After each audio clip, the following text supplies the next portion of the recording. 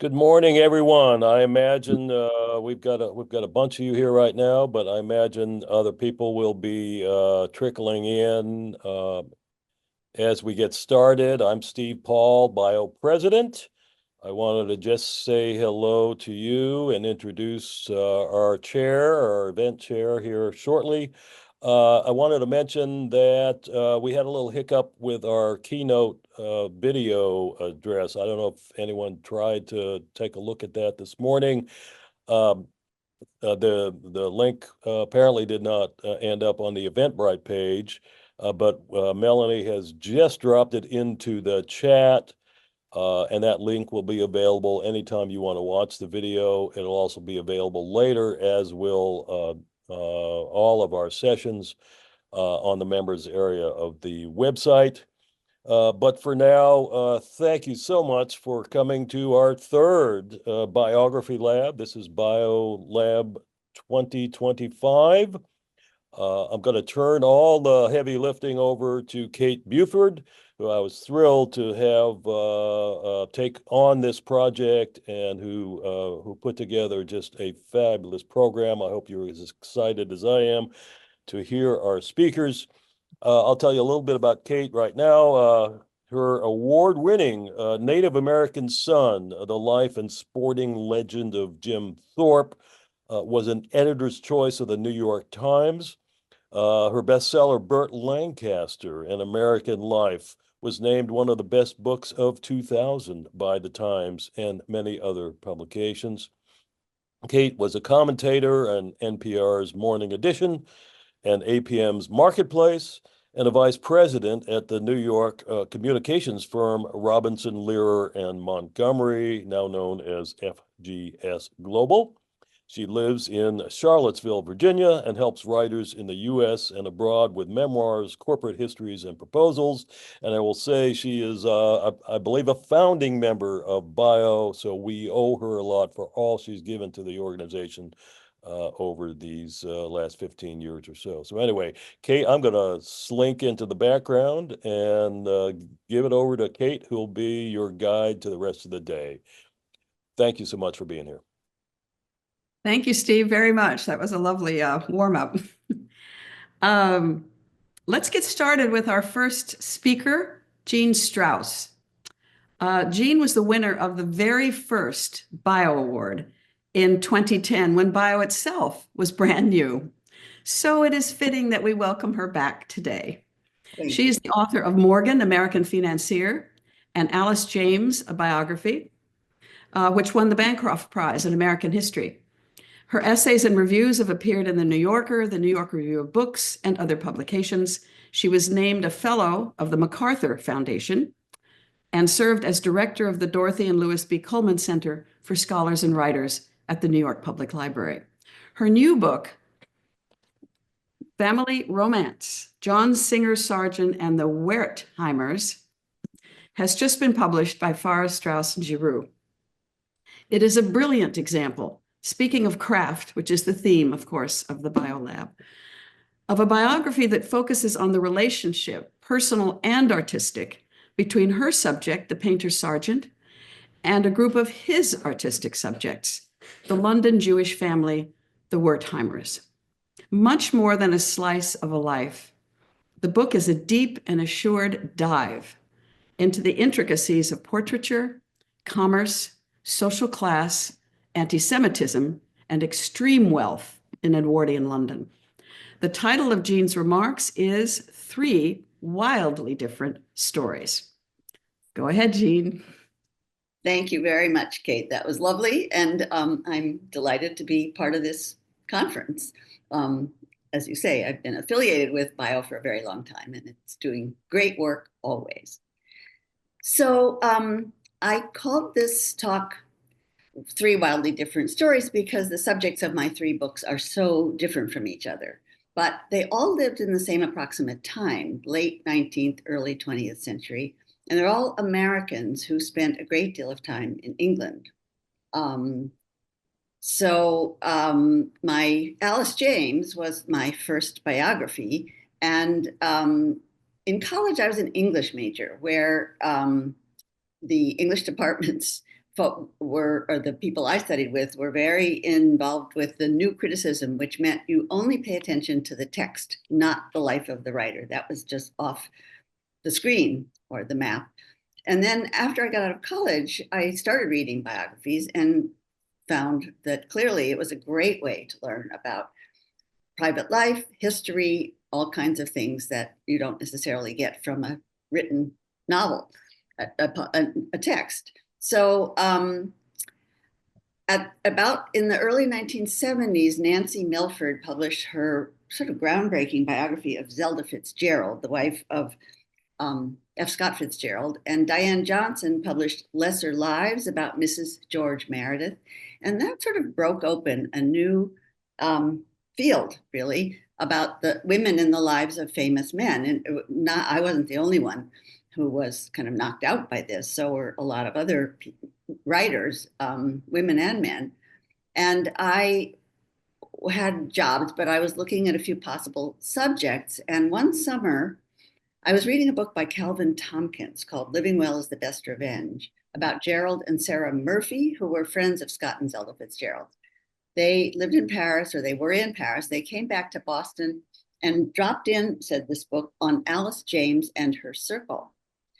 I knew vaguely that Henry and William James had a sister, and I thought, well, if she had a circle, she might have been interesting. So I started to read whatever I could find, including her diary, which was out of print, but I could get a copy, and a big book by F.O. Matheson, a Harvard professor, on the James family, which quoted the works of Henry William, their philosopher, somewhat lunatic father, and Alice from her diary and letters. And that was just the kind of green light I needed. Alice was not an obvious subject for a biography. She wasn't famous. She didn't have a body of creative work. She was a professional invalid, like a number of other 19th century women, sort of taking to her bed with the vapors when life got to be too much for her. I hesitated for a long time before committing to write this book. I thought it might be too depressing to live with somebody who took that way out of having to deal with her life in more active terms. But I kept being drawn back. The family was fascinating, as was the time period. I was interested in psychology as well as literature. I was interested in 19th century thinking about nervous disorders, just pre-Freud. And of course, I was very interested in Henry James's novels about intelligent, adventurous women, among other things. So I decided to go ahead, and I thought that whenever Alice got to be too much for me, which she certainly did, I could switch to Henry William, women's history, scientific studies of nervous disorders, all the ancillary subjects. So once I had a book contract, I went back to that story about Gerald and Sarah Murphy dropping in on Alice James and her circle in Boston. That incident took place in 1923, by which time my Alice had been dead for 20 years. The reference was to Alice's sister-in-law, William's wife, also named Alice. So what got me into this was a complete mistake. I'm not at all a mystic, but you might say that subjects somehow managed to find their biographers. I thought it would take 2 years to write to write about Alice, and it turned out to be 5. I was just learning how to write a biography. No one knows how to do that at the outset. And in fact, every book is different. So in a way, you don't know how to do any of them until you're into it. There was very little information about Alice. It was a famous family, so people saved letters. There were rich resources about all the others, and some about Alice. Some friends of hers had saved letters. I wrote a first draft, although to call it a first draft is misleading because it's probably the 30th. I showed it to my editor and 3 good friends, and they all said the same thing. I quote, in all my books, I quote a lot from the letters and the writings of the various subjects, in this case, the Jameses. And my editor said, well, now we know what they thought about themselves and each other. It's time to say what you think about it all. And I thought, me, I can't weigh in on Henry and William James. I thought I could just quietly write about Alice and not have to take on the big guys. But of course, her story only made sense in the context of her extraordinary family. And it turned out that having lived with all of them for 4 years and having immersed myself in their voices, their letters, their actions, and private concerns, I did, when I got to that 31st and 40th drafts, have a great deal to say about them. It was only then that I could really craft the narrative of the book through all these voices and all the histories they lived through. I'd had a very small publisher's advance for Alice, and fortunately I had gotten some fellowships, but by the time the book was in press, I was totally out of resources. I took a job at Newsweek as a book critic, which was a tremendous experience. I had started writing 1878 on my own correspondence, and it was time to get into the 20th century. It was great training to write for a mass audience, which I'd never done before, and to a deadline. Every week I had a new subject, a new book to write about. I did that for 4 years, and then I realized I really wanted to get deeper into a subject again, rather than a new subject every week. I was thinking about new biographical possibilities. People suggested the wives, daughters, and sisters of famous men. And I thought, no, I just wrote that book. I'm looking for something totally different. I really liked the history parts of working on the James family. And I thought it'd be fun to write about a bad guy, sort of Butch Cassidy and the Sundance Kids kind of story. At dinner one night, a friend said robber barons. And that seemed like, oh yeah, that's what I'm looking for. And J.P. Morgan seemed like the most interesting, but I thought he'd been written about so much, I'd have to find someone more obscure. But my editor pushed me back towards Morgan, and I then found out that the Morgan Library in New York had a basement full of uncatalogued papers about his life, his family, his art collecting, some of his business records. And having access to that trove, which didn't happen right away, but eventually did, I found that irresistible, although I knew literally nothing about finance or business history or modern industrial economies or art collecting. It was kind of nuts to step off that cliff after writing about a helpless, if emotionally tyrannical female invalid, to write about one of the most powerful figures of the American Gilded Age. Having spent 5 years on Alice, when I was just learning how to tell the story of a life, I thought Morgan might take 6 or 7. It took 15 years. I wrote an early draft, and I could tell without showing it to anyone that it was completely flat. As I said before about Alice, I quote a lot from primary sources, especially as I'm thinking through the material. And I showed this draft to a friend in Boston who said about Morgan, he said, "You're not listening to Morgan. He's much more flexible and interesting than you're giving him credit for," which was absolutely right. I'd gone in looking for a bad guy robber baron with all my liberal intellectual female preconceptions about a man like that. They were intact. And I had found Morgan's critics much more persuasive than his defenders. I was prosecuting Morgan rather than listening to him, and I had to let all that go and start over.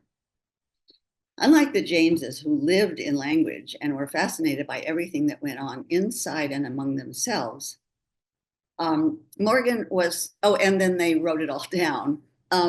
Morgan was not the least bit intellectual, introspective, or articulate. He was, as Henry Adams said of Theodore Roosevelt, pure act. I had not realized how much I'd been able to stand on the shoulders of the Jameses with all their introspection and language until I came up against the insurmountable blank wall of Morgan, apparently insurmountable. But I had to make sense of him and make him come to life in my imagination. I'll come back to this narrative in a minute, but let me step aside. What someone, at one point, fairly late, at one point in these struggles, I remembered that a friend of mine had heard at a biographers conference that when you get really stuck, put a page into your typewriter, this is how long ago that was, and have a conversation with your subject. And I thought, yeah, excellent. But I was really stuck. And one hot summer afternoon in New York, I opened my computer and started to have a conversation with Morgan. I said, "Why won't you talk to me? And he said, because you don't like me very much, which was right. And it actually clicked. It went on from there. We had a long talk. I had to keep from laughing and stepping out and being watching what I was doing too closely because it was so valuable to do it, but I had to stay in it. And he told me a lot of things. I expressed my skepticism. He answered all my questions and doubts. So that was really a breaking point for me about being able to hear him really and feel my way into his life. Also, on another level, I had to learn about high finance, which of course I'd read what I could about banking and economics and Morgan, and tried for years to find someone who could help educate me about all that. And finally, maybe 8 or 9 years into all this, I did find a savior, an economist who worked in the Carter administration, then gone to Wall Street, and was deeply interested in history. He was fascinated by all the details of Morgan's deals, and he patiently walked me through all of them. He is the first person in my acknowledgments, and I really couldn't have done this book well without him. Another big craft problem, which I hadn't anticipated, was that great wealth and power bend the sightlines of witnesses. Even when I had first-person accounts by people who knew Morgan, it was hard to tell how accurate they were. Some were fawning and gushing about the great man. I think we can see some of that going on in our politics today in America, but we won't go there. Other people whom I'd found more believable from the beginning were acidly critical about Morgan and much more fun to read. But were any of them really talking about him, or was I getting their own transferential attitudes, as psychoanalysts would say, what they were bringing to this sort of tabula rasa of a person? I ended up breaking into the biographical narrative in a late chapter and writing about exactly that problem. Since it wasn't just my difficulty, it was Morgan's as well. He often couldn't tell whether people were truly drawn to him or to his many assets and what he could do for them. I had gotten to know some of his descendants, and very late in my process, when I was almost finished, one of them called me to say that she just opened a closet in her grandmother's house and found it full of letters and diaries. They'd been there for many decades. They were the papers of Morgan's favorite daughter, Louisa, who traveled with him and who already had pretty much all she wanted from him, except maybe his full attention. But she didn't need his money. She didn't need his political power. She was relatively unbiased. It was truly a gold mine, family members talking about him to each other off the record, and far more frankly than they would talk to an outsider or a biographer, potential biographer. At one point, reading all of these letters, I thought, here I am writing about one of the most important, powerful men of the 19th century, and I'm still doing women's history. Because those sightlines were just not what I was going to get from business records or colleagues. Before publication, I gave a copy of the manuscript with all the source material in brackets after the quotes to the curators at the Morgan Library, where I had virtually been living for 10 years. One of the archivists there said, she read it, of course, and she said that the quotes from that closet of family papers animated the story far more vividly than did accounts of Morgan's business deals and travels, and I definitely agreed. It took me a while to recover from 15 years with JP Morgan. A couple of years after that book came out, I was doing some work in Seattle when I happened to see an exhibition of paintings by Singer Sargent at the Seattle Art Museum. Sargent had made cameo appearances in both the James and Morgan books. As I said, all these people lived at the same time and they knew each other, especially Sargent and Henry James, who were very good friends in London. I loved Sargent's paintings, but didn't know much about him and was happy to find him in Seattle. The exhibition was about 12 portraits of a family I'd never heard of called the Wertheimers. The father, Asher, was a prominent London art dealer of German Jewish descent. He and his wife had 10 children. Asher commissioned Sargent to paint himself and his wife for their silver wedding anniversary in 1897, and then commissioned him to go on and do all 10 of their children, singly and in groups. some of them more than once. It was a huge commission, which made Asher Wertheimer Sargent's greatest private patron. In the exhibition in Seattle, the labels and photos made clear that artist and patron had become good friends. There was a photograph of Sargent and Asher and one of his sons and some other friends paused on the lawn of their country house on the Thames, paused during a game of croquet, all dressed up as if they were going to a dinner party, but they were playing croquet. Sargent was frequently a guest for dinner at the Wertheimers' house on Connaught Place in London, and the dining room there, which eventually hung 8 of the family portraits, the dining room came to be known as Sargent's Mess. Sargent loved good food, and the Wertheimers had excellent cooks, so they were friends, and he loved the food. So he did this series of 12 paintings between 1898 and 1908, and he mock complained to another friend of being in a state of chronic Wertheimerism. Again, at that Seattle exhibition, I had always thought of Sargent as a painter of European aristocrats and American elites, not of Jews. And I learned from the text at that show, the wall text, that Asher's father had come to London from Bavaria in the 1830s, around the same time my own German Jewish ancestors had come to the US. The faces and features of the Wertheimers looked very familiar, like people my family had known. And I had lots of questions. How had Sargent met this family? Did he have other Jewish patrons? What became of the younger Wertheimers? Were there any papers documenting these friendships or their business relationships? Did Sargent also become close to the younger generation of Wertheimers? So I had all these questions, but I wasn't looking to write another book just then because the Morgan book had just come out. I bought the catalog. I went back to New York.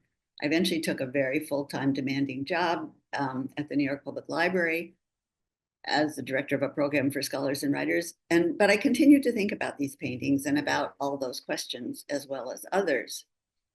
About 5 years later, I wrote to the curators of that initial show and asked if there was any more information about the Wertheimers. They said no, they had gone to England, had not found anything else. The family wasn't helpful, and they had used everything they found. So I sort of gave up. And then a few years later, I wrote to the leading Sargent experts, one of whom is his great nephew, Richard Ormond.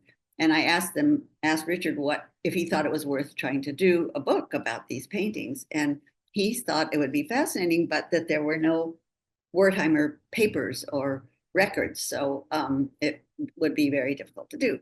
So I gave up again. Then, thanks to the internet being an invaluable resource, which I did not have for my previous books, there was a site called the John Singer Sargent Virtual Gallery that showed a number of his paintings and talked about them and was very accurate. And someone had written in to that site asking about one of the Wertheimer paintings, and a descendant of the Wertheimers had answered, saying he didn't know very much about that painting, but he would be happy to answer questions, and he gave his email address. So I wrote to him, of course, and then I called him, and then I went to England to see him, to meet with him. He had some material. He gave me 3 thick file folders full of papers that he had come down through his family. And he introduced me to other people, other descendants of the Wertheimers, including one woman who was in her 90s at that time. She was an American who had married one of Asher's grandsons. And she was fantastic. Her memory was really sharp. She had more papers and photographs and documents. She could identify people in photographs, which I never would have been able to do. So although there were, apparently the firm records of the Wertheimer firm, art dealing firm, had been thrown out or lost or something, and there was still not a lot of documentary material, but I decided to go ahead. I haven't said too much about Sargent, and I certainly can say more. I'll give you sort of a biographical thumbnail about him in the question period if people want that. There were many Sargent letters. He was an extremely good writer, in addition to a brilliant painter. He was witty, warm, acute, but they were widely dispersed. They were mostly with libraries and with the families of the people who had received them. There was no central Sargent archive, although there is one taking shape now because the main Sargent experts are creating an archive at the Boston Museum of Fine Arts, which will be invaluable. There was no great biography of Sargent, but there were wonderful art history resources, a catalogue raisonné, critical writings about Sargent, and many experts. So I got a book contract. I kept my full-time job for about 5 more years. I could do research. It was in a great library, and I traveled to England a lot. But when I got ready to write, which was in 2017, I left that job because I couldn't do both. And then 3 years later, the pandemic arrived, which was not the worst thing in the world for someone who needs to stay home and write a book. I had done most of the research, so I was really fully writing. And when I had questions, I knew the archivists and librarians in the places where I'd found papers, and they were more than willing to answer questions. They were fantastic during all of this. The structure of this book, this is more of a specific craft question. It was very difficult to find. My previous 2 books were straight biographies, although no biography is really straight, but they have the clear framework of a life, although countless decisions had to be made about how to fill that frame. This book was not really a biography. It's a group portrait of 13 people and their quite fascinating social worlds and friends. I mean, there are cameos in here by Picasso and Monet and Adeline Morel and lots of other people. It's also about the paintings themselves and the international art market, which was really, the modern market was being born during this period. The decline of the British aristocracy and the rise of new wealth on both sides of the Atlantic. It was also, of course, about 2 kinds of outsiders, a cosmopolitan American expatriate artist living in London and a large family of Jews. All of them, Sargent and the Wertheimers, were highly successful, but they were never going to be one of us in England.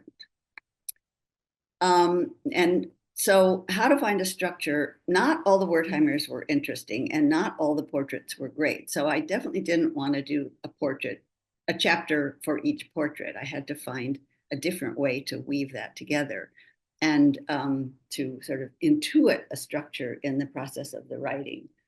I can't actually describe what the structure ended up being, but I hope it works. I really liked all these people, especially Sargent, and wanted to do them justice. This book was actually more fun to write than the other 2. I mean, partly with Ellis James, I was terrified I couldn't do it. With Morgan, I was overwhelmed by all the things I had to learn. And this 3rd one, I mean, I had learned much more about this period by that time. And also, I really loved working with Sargent and many of the Wertheimers. So it was a pleasure, though it was also a lot of hassles. I'm going to tell you one more story about resources, and then we can open this to questions. And I should say that most of these paintings are owned by the Tate in England, and they're mostly in storage.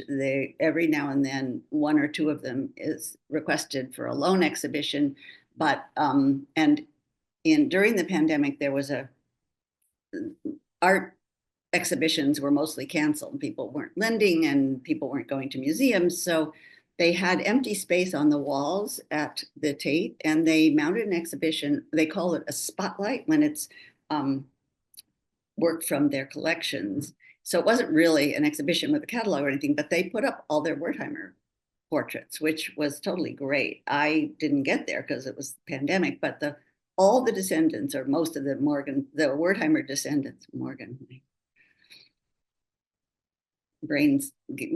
lines are getting crossed.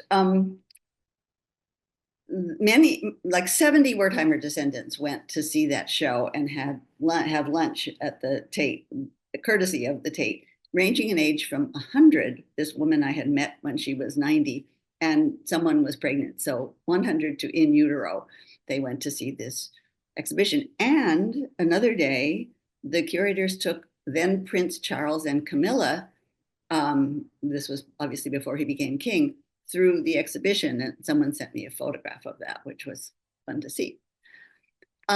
So when I learned, when I started doing this in earnest, which was about 2013, that one of the descendants, Wertheimer descendants, had a packet of letters from Sargent to mostly to the eldest Wertheimer daughter, who's the taller girl in that picture that's on the cover of the book. Her name was Ina. And he had these letters, she had saved them, and this descendant owned them, and she sold them in, I think, 2003. I was meeting her in 2013. She'd sold them through Sotheby's, and I wrote to Sotheby's and said, could you tell me or put me in touch with the person who bought this if he doesn't mind, and here's why I want to know. They did, and I wrote to this man and said what I was doing, and would he let me see those letters? And he said, would Xeroxes be good enough, or do you need to see the originals? I said, Xeroxes would be fine. And he said, well, would you transcribe them for me? Sargent's handwriting is really difficult. For a man who was so visually oriented, who painted beautiful paintings all his life, his handwriting was a complete mess. And I had learned how to read it. You just do. It's like learning a new language, sort of. You know what he does with crossing T's and what his S's look like. So I was sure at the time that this guy, who was an art dealer in America, in Maine and I think South Carolina, that he couldn't read these letters. And I said, sure, I'll transcribe them for you. So I did. It was about 40 letters, some of them just quick notes, some of them more discursive, and mostly to this Ina Wertheimer, both when she was young, and that was her name, and after she'd gotten married. And I sent him back the transcripts. And then I realized that he was going to sell them with my transcripts, but it was too late for me to do anything about that. So I waited and didn't hear any more about this for a long time. I gotten to know the principal Sargent dealers in New York, and I asked one of them if she'd heard anything about a sale of these letters. And she knew this dealer, this other guy, and said, he's waiting till your book comes out, which of course made sense. I mean, I was the only person who might be interested in buying these letters because nobody else knew about Wertheimers or would really care. So I went back to work and didn't hear again and again anything more about these letters. And then just like 3 years ago, somebody told one of the Sargent, it was actually another Sargent expert, said that there was an auction coming up in Maine of a batch of Sargent letters with transcripts. And I went to the site of the auction house, and it was pretty clear that it was these letters. And I wrote to my dealer friend and said, I thought you said he was going to wait until my book came out. And she said, he died. And it was his estate selling everything, including these letters. So I registered on the auction website, and I wanted to work with a person on the day of the sale, rather than just bidding online blind. So I was talking on the phone to this person. I entered the amount they had said they had named for the floor bid, and someone else raised that by $500, and I matched the raise.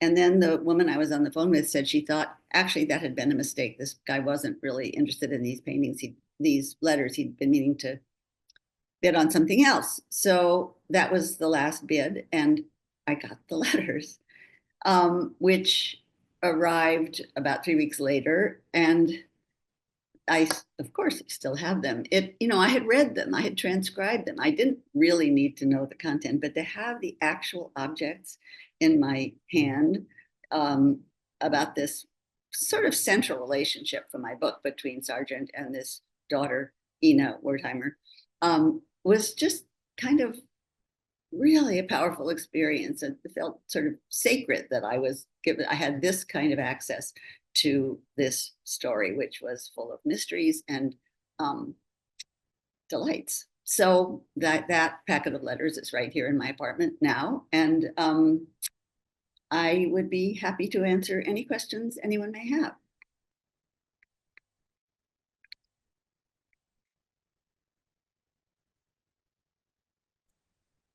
Thank you. Can you all hear me?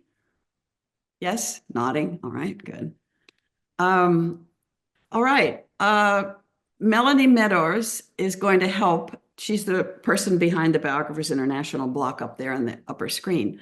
If you can raise your hand or use the raise hand option, I'm looking at the bottom here, because there's so many of you, we will let you answer questions. I have one question, which I'll just start off, if I may, for Jean. Sure. Of course. How did you approach crafting a biography about a painter? I mean, a brilliant painter.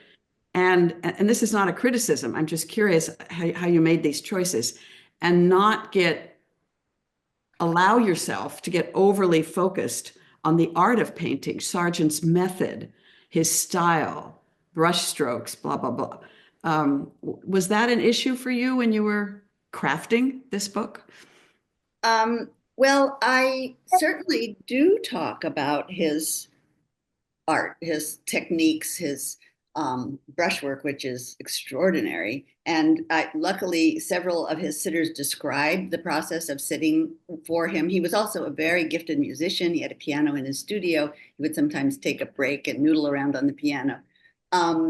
So I describe all that, but I didn't want it to overwhelm the book. So it's just, again, with Asher art dealing, I have to write a fair amount about what that involved and what the emerging art market at that time. So all of those things play into the story, but I did have to be careful not to let any of them overwhelm the whole picture, the whole canvas, as it were. Great. So let's go to questions. Melanie, how are we going to? Okay, well, it looks like in the chat we have a question from Crystal. It says, great overview, thank you. You had mentioned the photo on the cover of one of your books. What was the process like for picking a photo and designing the cover? Good question. I always wanted to use this photo. It's the most dazzling of his portraits of the Wertheimers, of these two young women. It's the eldest two daughters who were they're dressed as if they were about to go out for an evening, and they're wearing evening gowns, and it was done in the drawing room of the Wertheimers' house. So it has some of the fantastic objects that Asher was dealing with in the picture with them. There are paintings on the walls behind them, although you can't see what they are. And the taller sister she has one arm around her sister's waist, and then the other hand is resting on the lid of a tall antique Chinese vase that's sort of glittering with highlights. So it's a gorgeous, sumptuous, sensual picture. And it's sort of emblematic of what I think Sargent was looking to do with this portrait series. So that was always my choice. And then the publisher's art department designed the jacket. And there were a few iterations that I didn't love. And then finally we got to this one. And I think I love the typeface they use, the font. It just seems elegant and contemporary rather than Victorian and fussy, but feels very appropriate to me for what this story is about. Great. Let's see. I'm checking the chat. We're getting nice comments here. Melanie, are you getting any on yours? Yeah, it looks like Diana has her hand raised. There you go, Diana Parcel. Can you unmute yourself? Great. Yes. Can you hear me? Yes. Yes.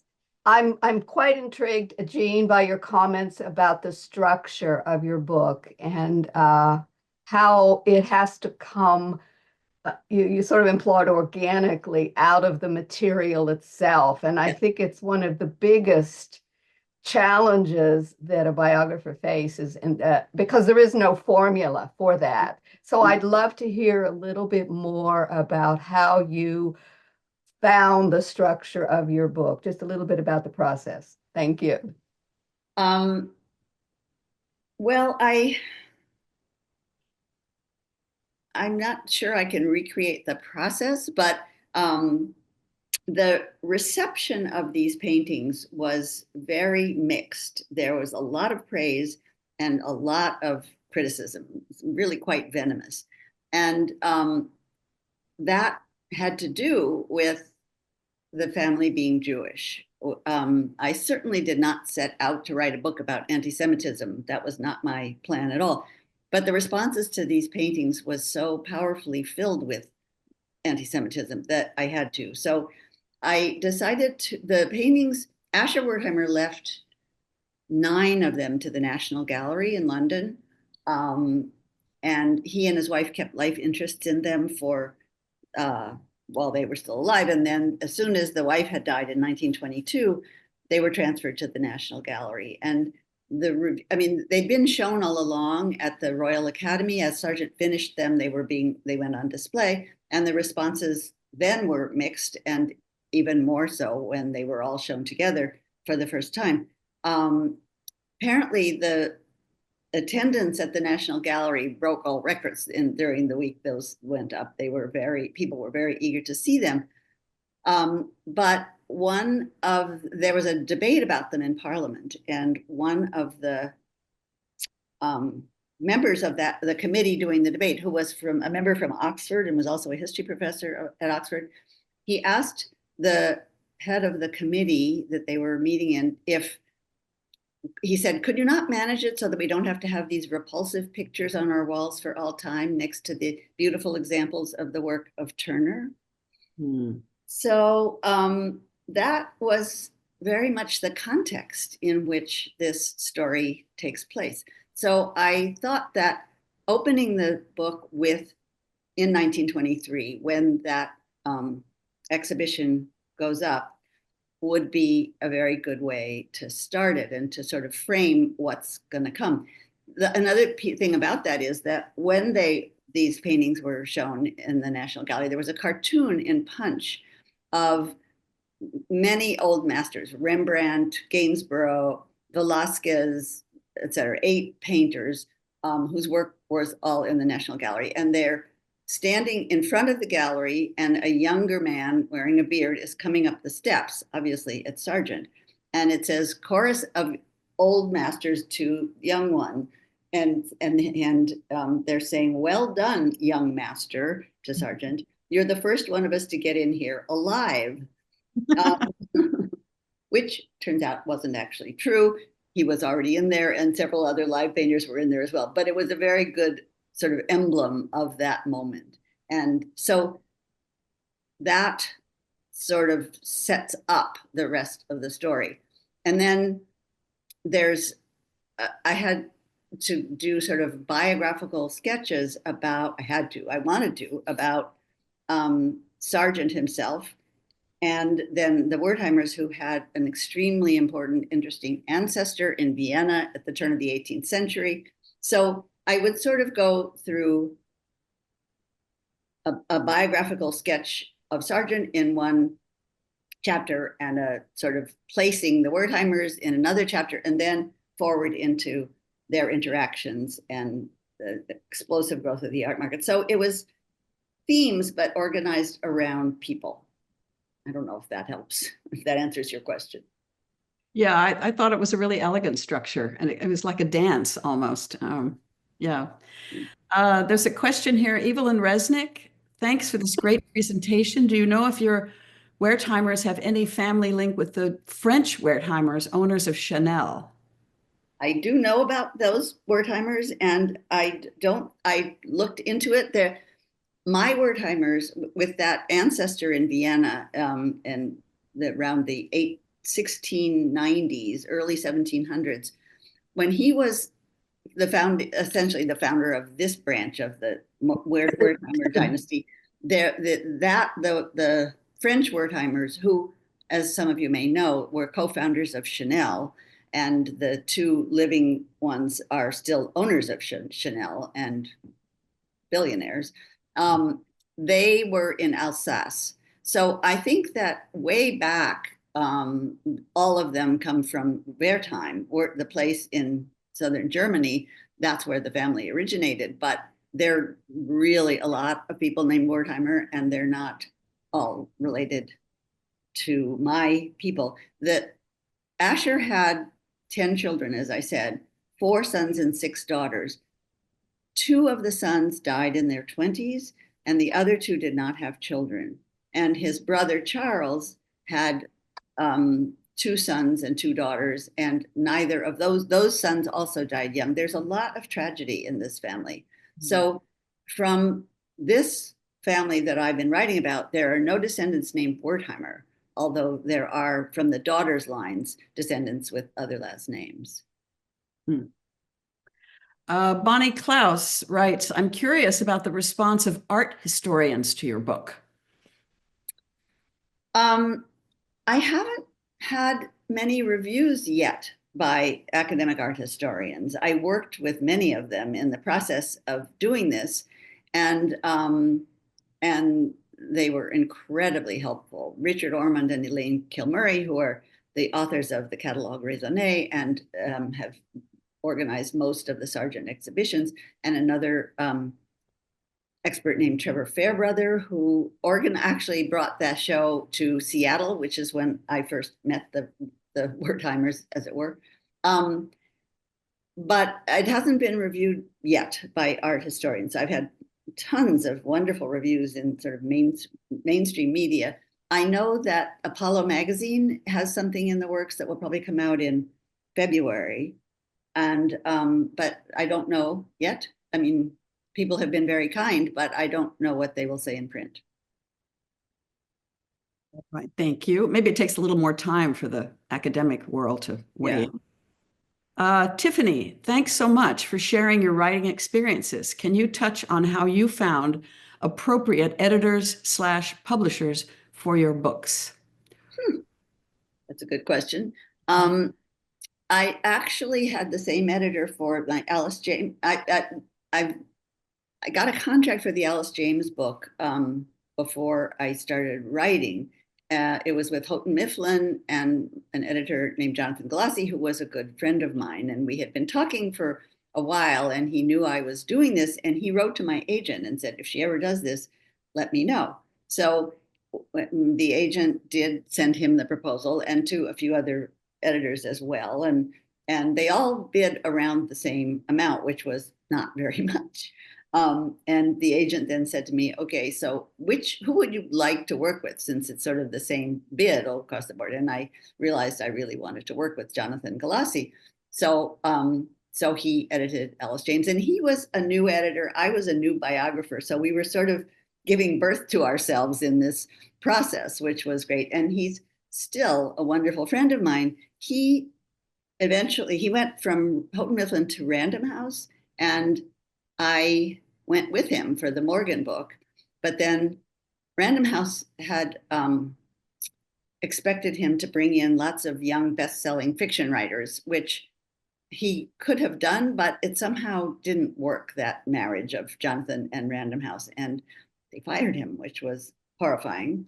And Random House made it very clear that I had a contract with Random House and not with Jonathan, and he didn't land in a new publishing house for a couple of years. So I stayed with Random House for that book. And then it's a very long story, but I'm back with him now at Farrar, Straus and Giroux for this book. And Farrar Straus has just reissued Alice James as well, since Jonathan had initially published that. And it has a Sargent illustration painting on the cover. So it's very nice to have that matched set.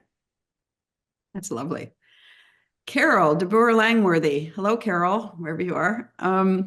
Thank you for sharing the fear that a biographer encounters in starting a project. Did you ever consult a therapist for help with this dilemma, or was it something one had to write through? And she says she hopes this makes sense, which it does. It does.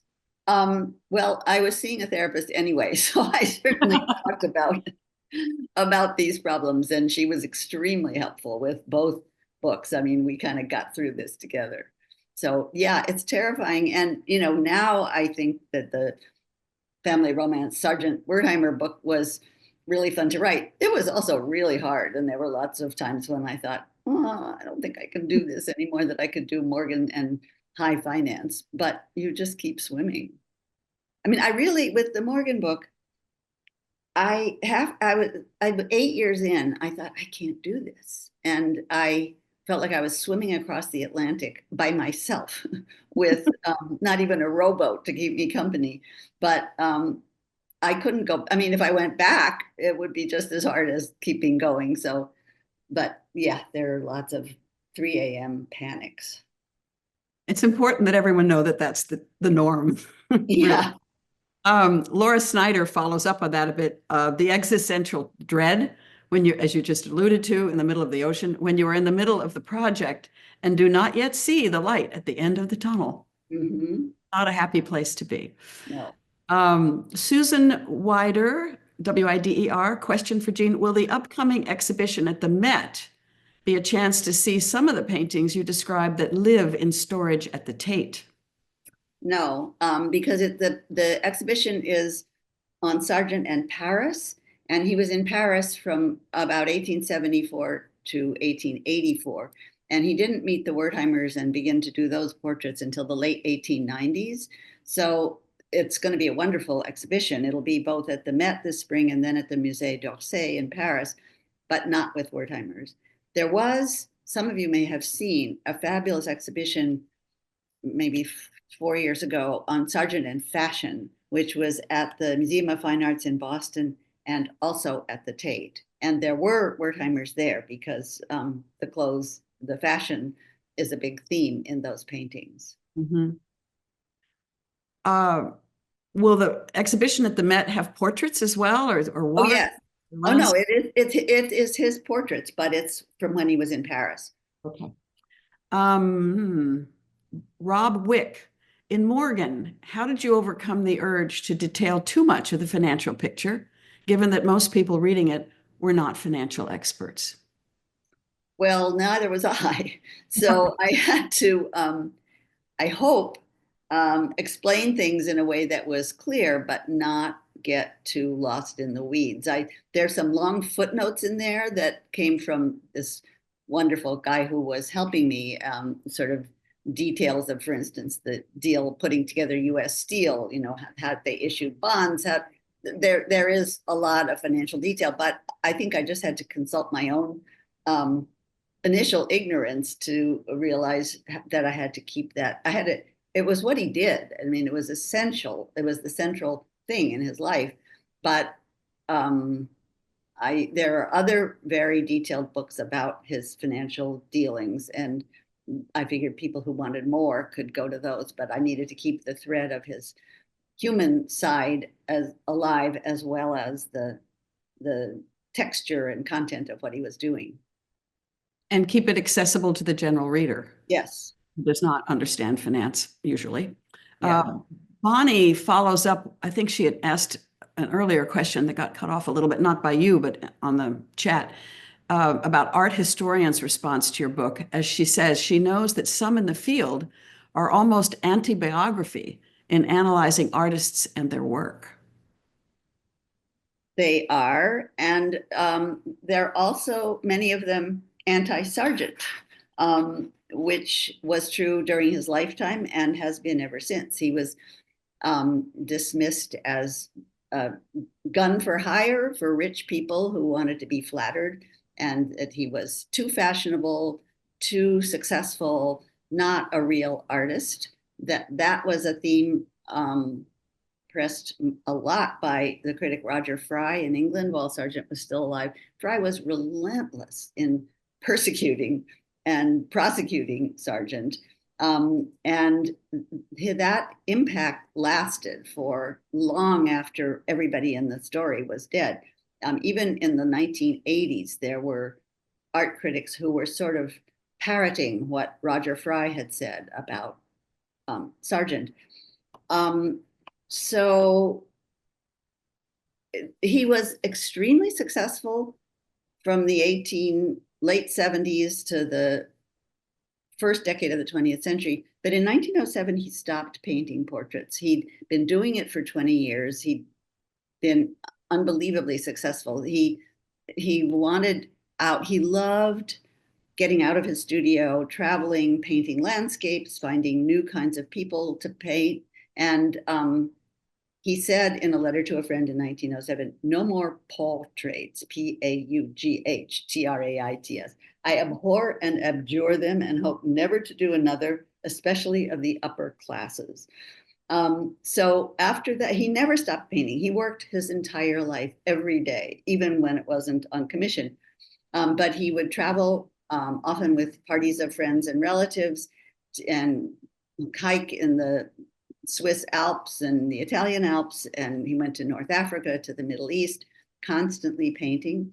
I lost my thread here. It was something else I was going to say.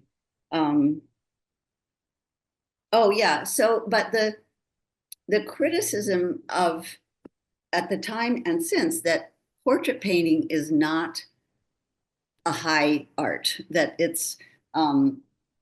there was an essay in the New Yorker a few years ago when there was a Holbein exhibition at the Morgan Library, and the critic for the New Yorker said about Holbein, it would have been interesting to see what he could have done with his imagination if he hadn't been a hired gun for Henry VIII. Well, if you see that portrait of Henry VIII and all the other people from the British court that Holbein painted, those are genius paintings. I mean, his imagination didn't need to be freed. Just because he was being paid to do portraits doesn't mean that he was doing some lesser just job for money. It's an incredibly snobbish attitude, and artists needed patrons. They had to survive otherwise, especially earlier than this. I mean, now some painters can do very, very well, and Sargent did very, very well. And another rap against him was that he was flattering people. He wasn't. Lots of people hated their paintings and destroyed them. And the Wertheimers didn't like the first one he did of Mrs. Wertheimer, and he did another one 6 years later that they did like. So he wasn't just making people, catering to people's vanities. Quite the contrary in many cases. May Gentry asks, she says, fascinating talk. How did you handle the storytelling in the Alice James bio when there were no letters? How did you fill in the gaps in the letter writer's activities and or thoughts? That's a good craft question. It is indeed. There were some letters. And luckily, there were Henry's letters and William's letters. So I could sort of triangulate with, I have a very strict rule, which is that you can never say, she must have felt or she must have thought. I think that's absolutely forbidden unless you actually have a document saying what the person felt or thought. But you can use what other people said about them, quoting them and attributing that. And Alice kept a diary in the last 4 years of her life, which was not enough. She lived to be 44, so that was not her whole life, but it looks back at some of the earlier parts of her life. So I could use the hell out of that. And the father was also a writer and wrote letters, and it's kind of a house of cards, and yet more like a hologram. So you're sort of creating an image with someone in the center who isn't completely there, but there's enough around it, I hope, to give a sense of her experience. And as I say, toward the end of her life, she was commenting a fair amount on her earlier experience. And you couldn't get a better observer recorder than Henry James, who described her deathbed scene, which was invaluable.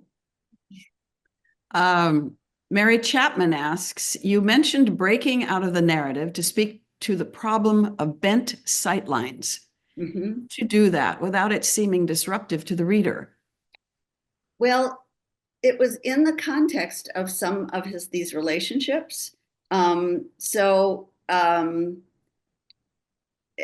I think it's actually feels integral to the book because it's as I'm talking about people talking about him, I can sort of back up and like, for instance, he was married twice. His first wife died of tuberculosis just a few months after their wedding. And then he married again and very much wanted to be married, had children, but it wasn't a very good marriage. And his wife was very depressed and sort of withdrew to her domestic sphere. Morgan had a terrible time with depression too, but they kind of went separate ways after the first 10 or 15 years of their marriage. And he had mistresses, one or two. I mean, I know of two, but there may have been more.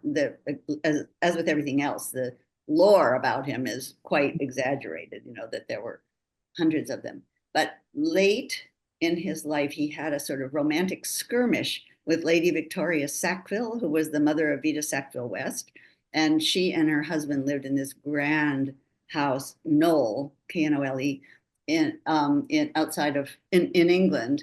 And Morgan, they were, as so many of the British aristocracy was, they were on the decline. They needed money and they were selling things, and Morgan was eager to buy. And in a tricky market where authenticity is not a guarantee, if you buy something that has been in a family for 200 years, it's a pretty good guarantee that it's the real thing. In this case, it was tapestries, but there were also Rembrandts and other things that Morgan was buying, and Asher Wertheimer was dealing in. So those two stories come together that way very nicely. But Lady Sackville kept a diary, and I got a copy of it. It was in Bloomington, Indiana, and she's a piece of work. She's lying to her own diary. She sort of exaggerates everything and says, what a wonderful man Morgan is. I'm not the least bit interested in his money. I just love his brilliant mind. And so that gave me a good opportunity to talk about how people fawn over or lie, sort of delude themselves about what they're reporting on about the person at the center of my story. Andy Fisher. Hi, Andy. Andy asks, what biographies and biographers have been among the most inspiring and instructive models for your work? Oh, that's always a hard question. Certainly Leon Nadell with Henry James, when I started out, that was kind of the basis on which I could tell the story of Alice. And it's 5 volumes, and really, and actually, because he wrote it before anyone was talking about James possibly being homosexual, he did a revision 20, 30 years later that was one big fat volume that was slightly altering what he had said in the first place. Not a lot, but there was more information than there had been. And also, he'd started writing this in the 50s. So there were things you just didn't talk about then that now everyone talks about. The books by Michael Holroyd about Lytton Strachey and George Bernard Shaw are just masterpieces. Hermione Lee's book about Virginia Woolf is wonderful and invaluable. Stacy Schiff's books, and what a range Stacy has. I mean, Hermione has done a lot of different kinds of stories. Virginia Woolf, Edith Wharton, Tom Stoppard most recently, and she's working on Anita Bruckner now. Stacy has written about Vera Nabokov, about The Little Prince, about Samuel Adams. It's just such a range. And Cleopatra, sorry, that's almost the most amazing because there's no documentary material. So all of those people I love reading them, and they inspire me. Thank you. Let's see. David Jacobson, have you ever dealt with a situation where your subject, perhaps Morgan, knowingly lied or falsified details about her own life? How do you deal with having to correct your subject? That's a really good question.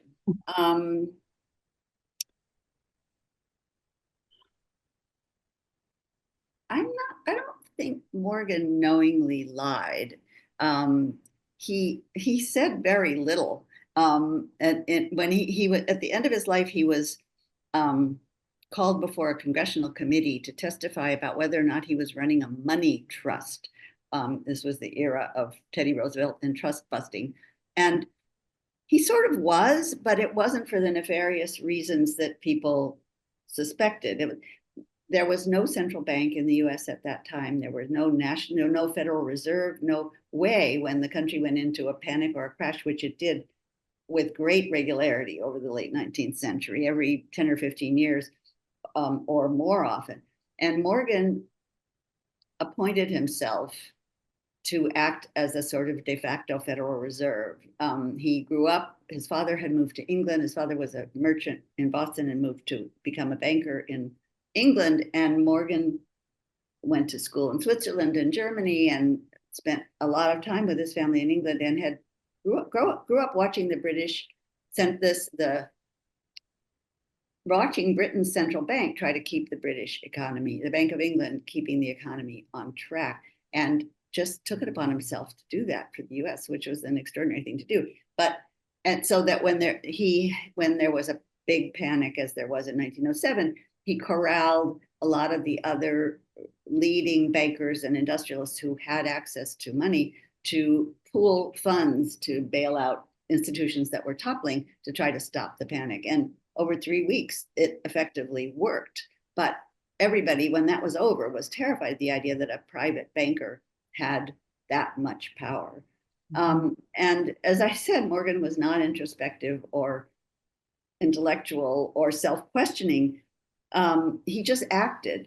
But when this congressional committee was asking him why he put together US Steel, why he did the bailout in 1907, he sort of shrugged and said, I thought it was the thing to do, which it was his answer. It's what he meant, but it didn't really explain anything at all. So I had to kind of set that up so that you could hear it in the context in which he meant it.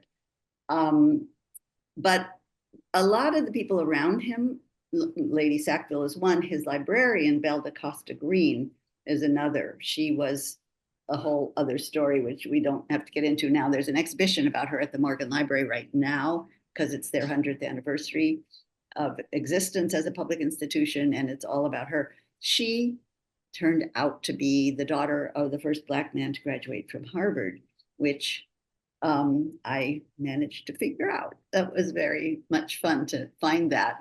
But then I had to keep it a secret for 5 years until I published my book. But she had a long affair with Bernard Behrens, and she passed. I mean, I don't know. There was some gossip about her heritage, but it wasn't known really widely. It was some gossip. And she wrote to Berenson. She had an affair with Bernard Berenson for many years and wrote to him a lot of really interesting gossipy letters about Morgan and the circles he was traveling in and that she was traveling in. And she's very performative. She sort of exaggerates her own importance, her own knowledge, her own control over Morgan. And that was another example in that chapter where I have to step out of the narrative a little bit to talk about how you can't take this at face value, but it still tells you a lot. Yeah. So that was a rambly answer, sorry. No, excellent. Kyra Compton says, thank you for the amazing talk. I have a craft question. When you encounter writer's block, do you turn to research, to the writing, or to something else entirely? I certainly have periods where I get stuck. I can't say that I'm completely blocked, that I can't work, but I rewrite a ton. And if I feel like I'm sort of at a bad point in where the story that I'm trying to tell, I will often go back and revise what I've done the day before or the day before that to sort of get myself a running start to get back into it. With Alice James, as I said, she proved very difficult. And at one point, I got so mad at her, I had to stop. I mean, she was systematically closing down every option that might have gotten her out of a life of invalidism and neurotic misery. Neurotic in meaning nervous disorders, but it's sort of the same as what we mean by neurotic. And I had to just, it wasn't exactly writer's block, it was anger. And I had to just go away from the project for a few weeks and live my own active life, you know, play tennis, play squash, go to the movies, travel a little bit. And when I had been away from this for, it wasn't that long, maybe 2 weeks, I thought of a thing that she said to William as she was dying. She said, "Pray, don't think of me as a creature who might have been something else had neurotic science been born," which was an incredibly prescient thing to say. In neurotic science meaning, as I said, the study of nervous disorders. And I mean, this was just as Freud was beginning to publish studies in hysteria, and other people were looking at these afflictions that weren't only applying to women. I mean, it was called hysteria with the word from womb, but men had plenty of nervous breakdowns and depressive collapses as well. Morgan did too. And I thought, oh God, Morgan, I was getting away from all of that.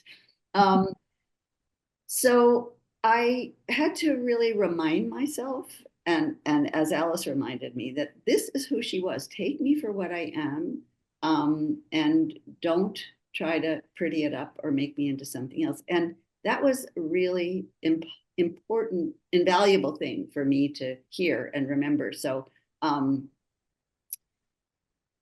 I came back to it with that, thinking, yes, the story is sort of grim in many places, but it's her story. It's not mine. Thank you. Gail Feldman. Hello, Gail, has a question. Thank you, Jean. Can you speak about balancing your love and use of quotes with implicitly conveying your own views and explicitly doing so? Explicitly conveying my own views? Is that what? Is that right, Gail? Yes.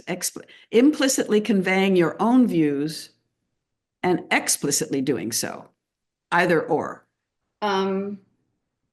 Well, as I said before, I use a lot of quotes, and of the people that I'm talking about, and sometimes I can use them to make the point that I want to make, and sometimes I can't. So like when Morgan says, I thought it was the thing to do, that doesn't tell you anything. So I had to talk about that, or I had to set it up in such a way that you, reader, would hear that for what it really meant, that it wasn't just dodging a hostile questioner. It was what he thought.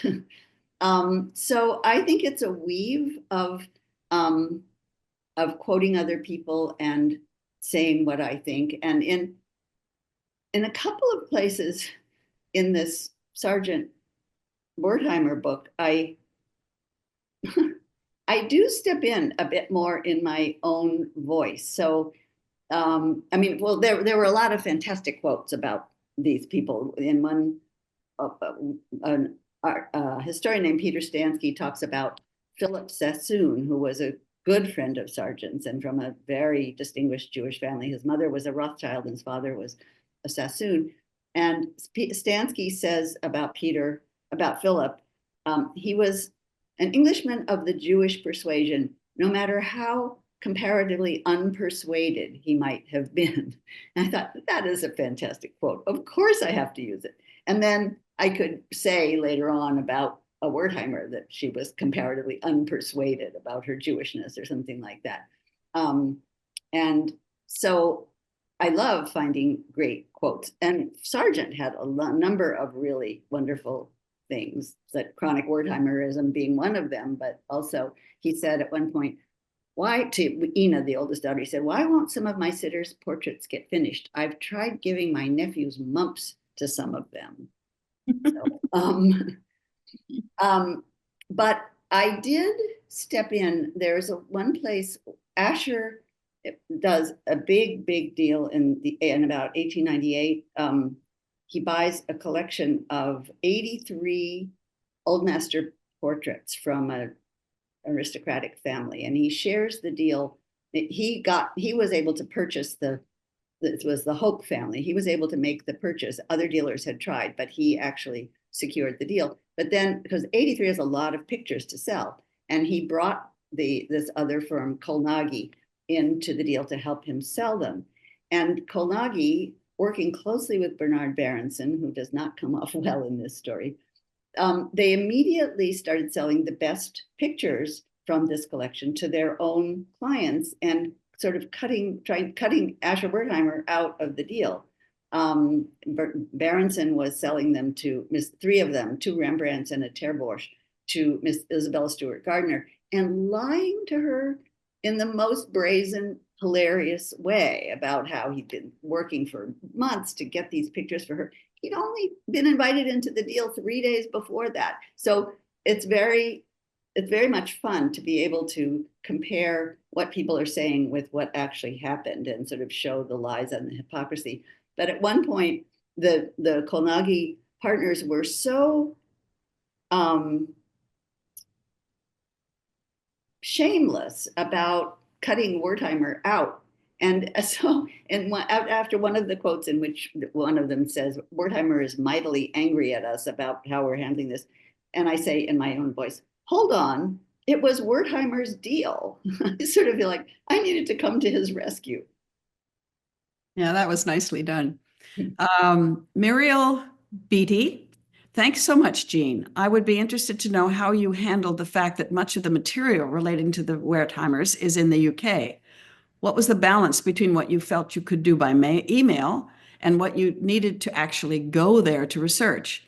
Did your publisher assist with the costs of travel?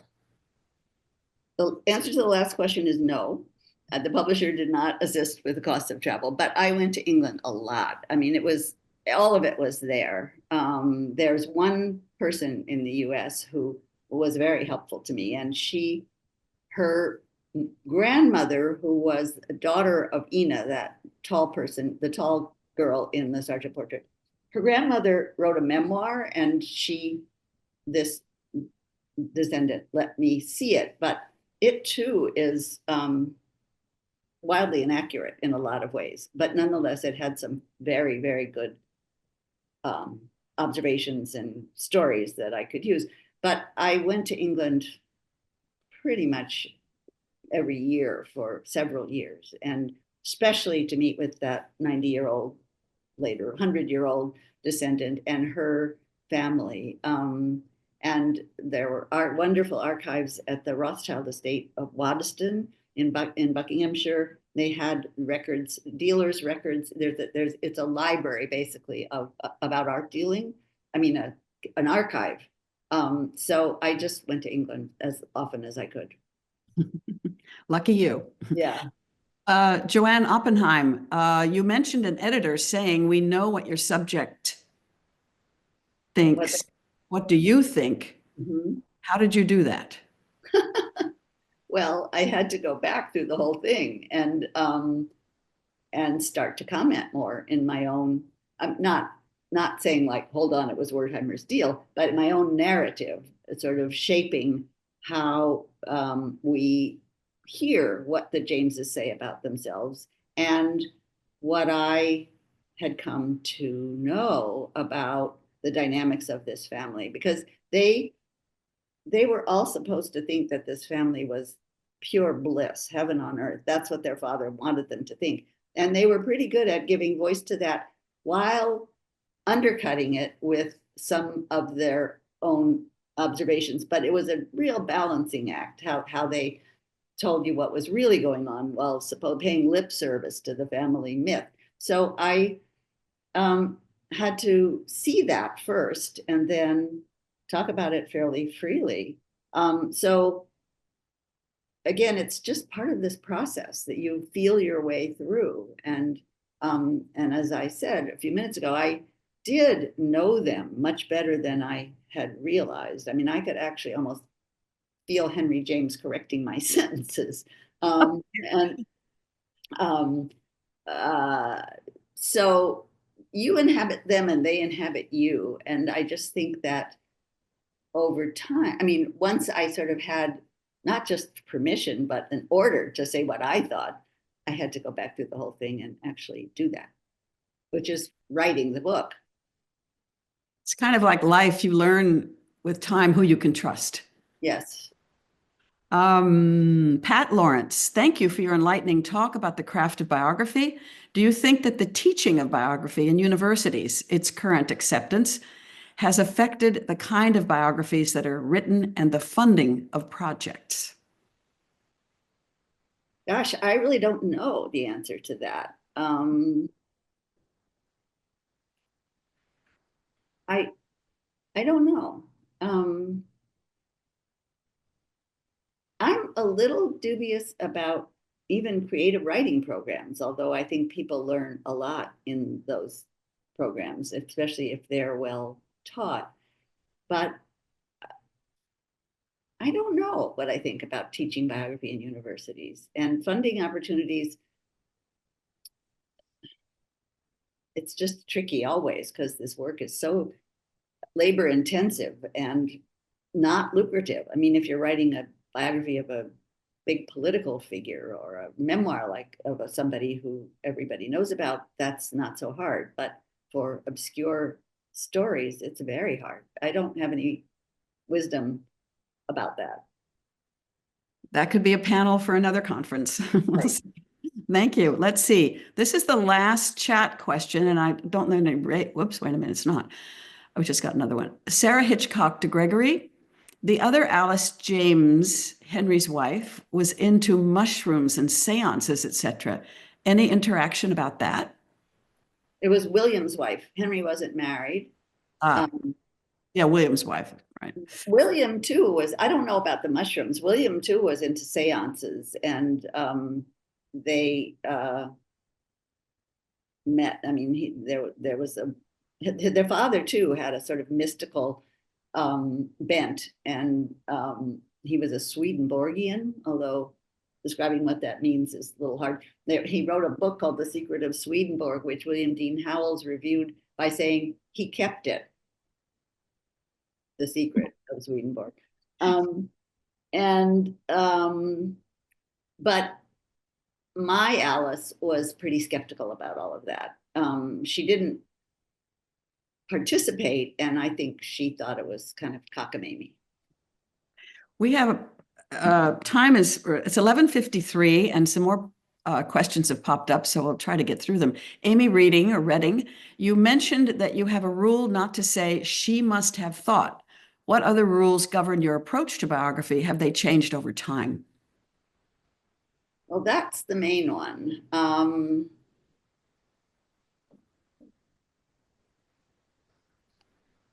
I mean, that's the main never do it, the main rule out thing. And it's amazing how often you find that in biographies, even very successful ones.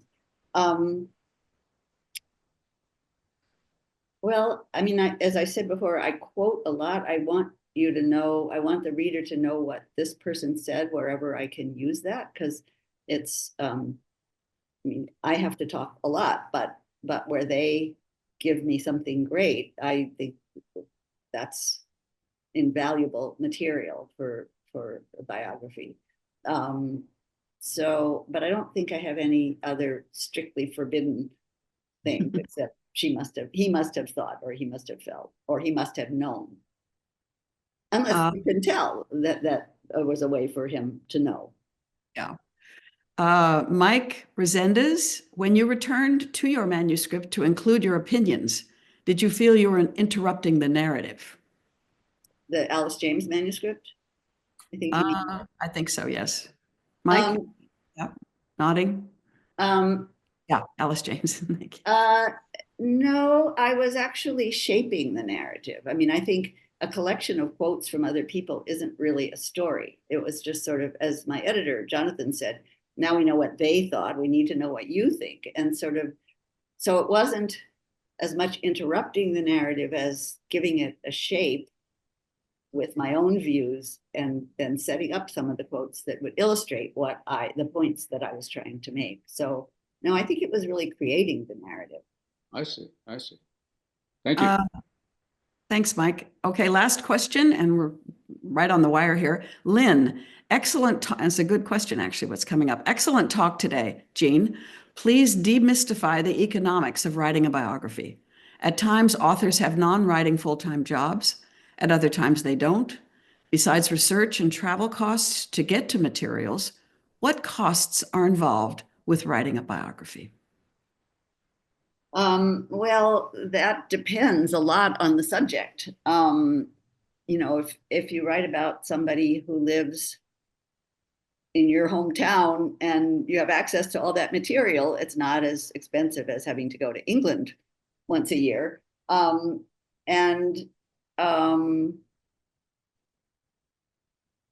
Yeah, so I mean, actually for the Sargent Wertheimer book, I went to England, Germany, and Austria and Italy. So I'm not complaining, those were really fun, but it was not inexpensive.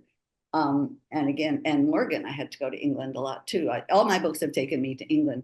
But I don't have any guidance. I mean, there are grants, but they're increasingly difficult to get because resources are tight and more people apply for them. So, I mean, there's something called the Foundation Center in New York, which has a website, and you can put your subject in and see what kind of funding sources might be available. Publishers have never been able to support the work that goes into a biography. It's just too time consuming, and no one knows how long it's going to take or where it's going to take you. So that's a real problem, the costs of this kind of work. Yeah, very good question. We have run out of time. This has been really fantastic, Jean. We take a 15-minute break now before we come back to listen to Susan Leon.